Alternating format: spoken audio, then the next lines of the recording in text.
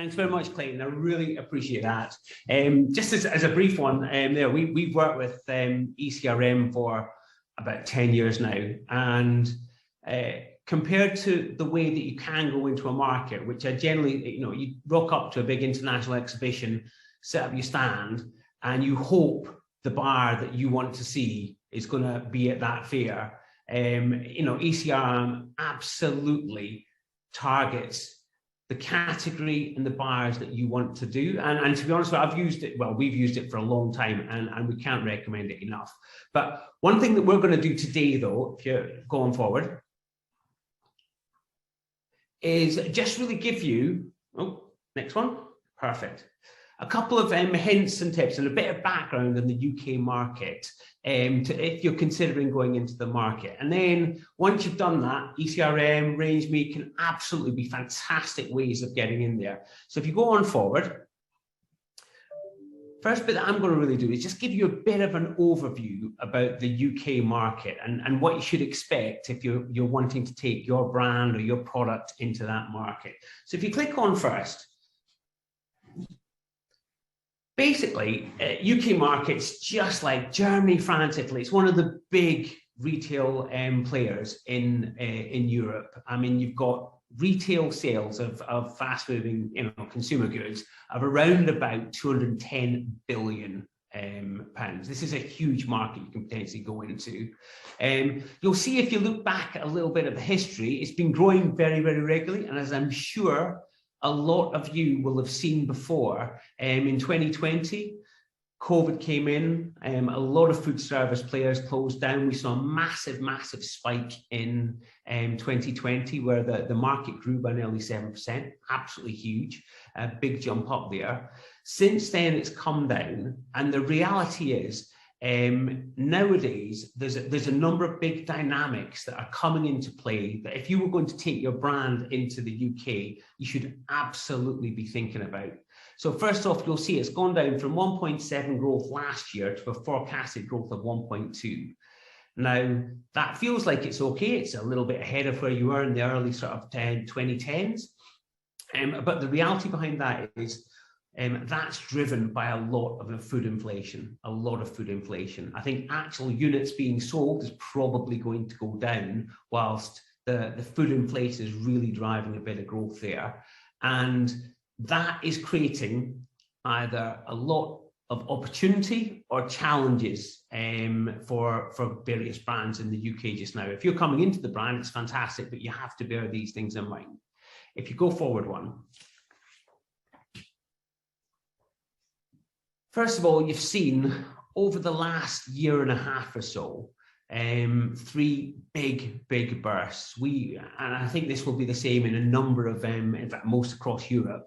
We've had a number of lockdowns in the UK, and that's had a major impact on retail sales and consequently how retail buyers have been acting. If you looked at the first lockdown that happened, which was back in sort of April, May 2020, sales rocketed through the roof. And if you were trying to get into the UK with a new product, you would have had virtually no chance. All they cared about was keeping product on sale and keeping it supplied. We then went in, as a number of things, into a number of other smaller and longer lockdowns in 2020, end of 2021. Now, at that point, the UK market was set up for the lockdowns. We managed to keep supply in there, but what you'll see is a significant level of growth over 20 and 21. And what virtually all the buyers are doing just now are facing two key elements. They're facing a very big number to annualize against, which was driven by the COVID upspike, and an awful lot of price increases. If you think about just now, I think I was speaking to a buyer from one of the main retailers before, and just on his category, he was dealing with 160 suppliers trying to put price increases through to him. Now, what that means is they're looking for different ways and looking to keep value in the marketplace, because it's still a very, very competitive marketplace in there. And actually, what we're looking just now is they're actively looking for alternatives to what they've currently got, especially if it's good value. And it's always worth bearing in mind, if you're going into the UK market, that's what they're fighting against. A lot of price increases, which have not been in there before. It gives you an opportunity. But if you're not offering good value in the context of a very competitive situation, it is quite challenging. If you move forward one. Now, one of the key things about the UK that is probably slightly different from the likes of Germany and France is just the compactness of this country. It's meant that the business or the retail environment has been consolidating, at a huge rate over the last 20 years. You've now got a situation where 5 retailers are responsible for 71% of the sales. If you look at the biggest 8 retailers, it's over 90% of sales. Now, this is slightly flattering towards those big retailers because a lot of the smaller players in convenience and fine food and food service, they're not read well in the marketplace. But I can guarantee you this is one of the most consolidated markets that are in Europe just now. You've got a situation where if you can land a listing in Tesco, you can hit nearly 30% of the UK market. So what that means is there's, especially depending on the category you're in, there's about 4 or 5 key people that you need to try and get to be able to launch a product if you want to have a mass market product in the UK. On the positive side there, if you get in there and you can convince them to take your product in, you've got access to a huge penetration opportunity for your brand in there. And actually, the holy grail is obviously to get to the Tesco's, the Sainsbury's and the Waitrose. I think another thing that you probably want to consider when you're looking at this is, in some cases, we've seen a significant rise in the value supermarkets of Europe, so the Aldi's and the Lidl's, and there's some UK homegrown ones in there as well, the likes of B&M and Home Bargains. Those are very, very value focused. They've done ridiculously well over the last 5 years. Funnily enough, over COVID, they started to slow up quite dramatically as patterns of shopping changed. But over the last 5 years as a whole, they've grown ridiculously fast. And given the issues that we're going to have on food inflation and the squeeze on spend, it's currently anticipated that the discounters are going to have a very, very big role to play over the next couple of years as well.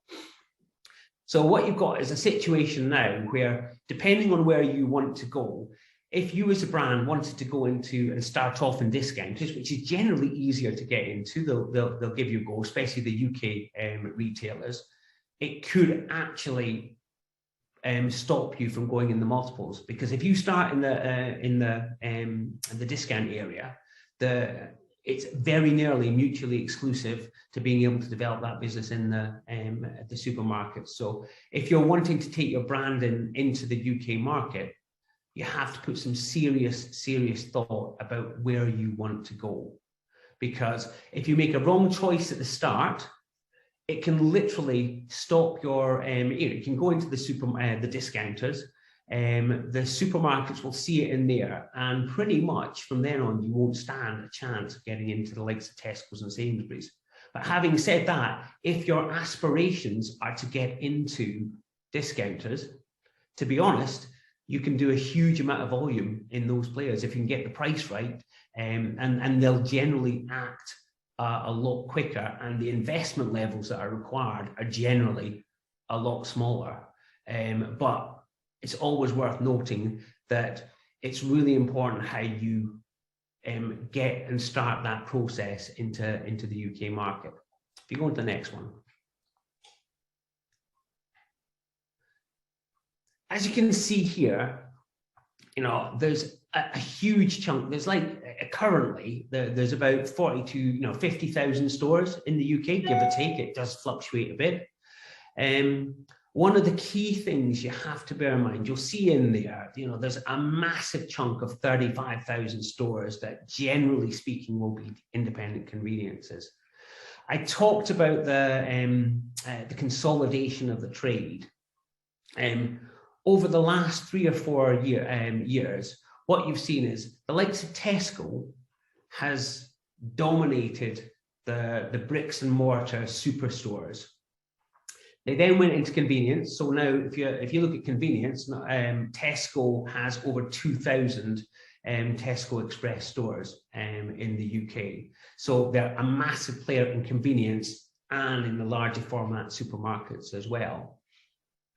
And another point to bear in mind as well, and it's not actually on this sheet, is the rise of online.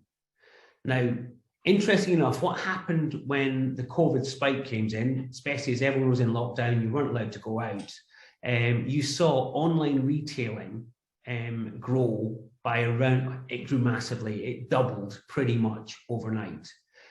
We saw some real changes in UK buying habits, where they went in, instead of going in and doing their weekly shops or the daily shops, the daily top-ups, suddenly saw this massive acceleration online. So you saw a massive win for a lot of online retailers, particularly food retailers. Now, as ever in the UK, the biggest players in food retailer are the same guys that are the biggest players in the bricks and mortar retailers. So Tesco's your biggest online food retailer, and then you've got Sainsbury's, Asda, Morrison's, Waitrose. They all got in the act because they realised that's where they had to go. And what happened is they massively benefited from the COVID lockdowns. It was simple as that. They could provide the offering to the consumers who were looking for both convenience and safety as well. One of the key things you have to bear in terms of online is the majority of these retailers supply online from their own stores. So in order to get an online presence in the UK and the major multiples, you can't think, well, are they supplying it from a warehouse? No, they're supplying it from stores. So if you've got it in your store, if you've got it listed in stores, you're also getting an online presence. There are a few smaller food-specific retailers like Ocado, which have a depot basis. It's about getting picking spots in their depots, but they are relatively small. They've grown very fast, but they're still relatively small, and the volume players are absolutely on there. And one of the reasons why discounters didn't do so well over lockdown was because they generally don't have an online presence. You know, they've got a very simple proposition in there. So what we've got here is a situation where you've got the major malts in the UK have got a significant penetration of convenience. Tesco also bought out the biggest single wholesaler at the time, Booker, but they all act as separate businesses. Morrison's have a £1 billion wholesale operation now, as well as their own retail operation. So it keeps coming down a lot of the time in the UK to getting to these big players. Now, equally, if you want to look at fine food where you can usually get higher prices and less, you can try the market out.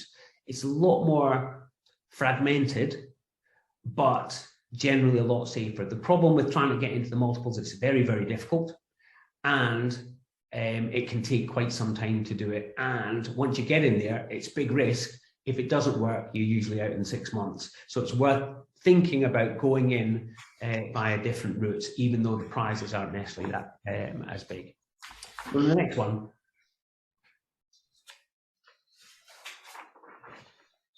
This really shows you the last 4 weeks of what's been happening in the market. And it actually shows you the opportunity that you can start to see.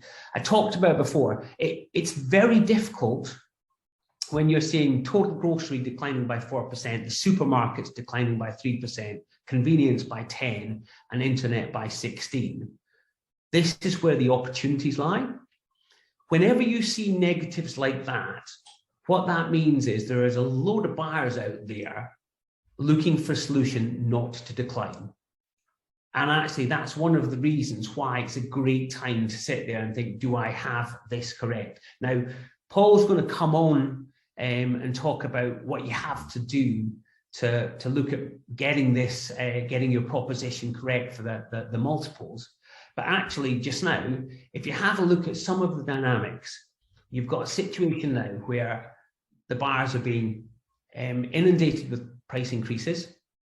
They're seeing their numbers going backwards relatively fast after the big COVID spikes, and they're looking for solutions to those things. So if you've got a product that can answer those questions in the category you offer, then it's an absolutely cracking proposition. Over to Paul. Thank you for joining us today. Really appreciate it and wish you a wonderful evening or afternoon. Take care.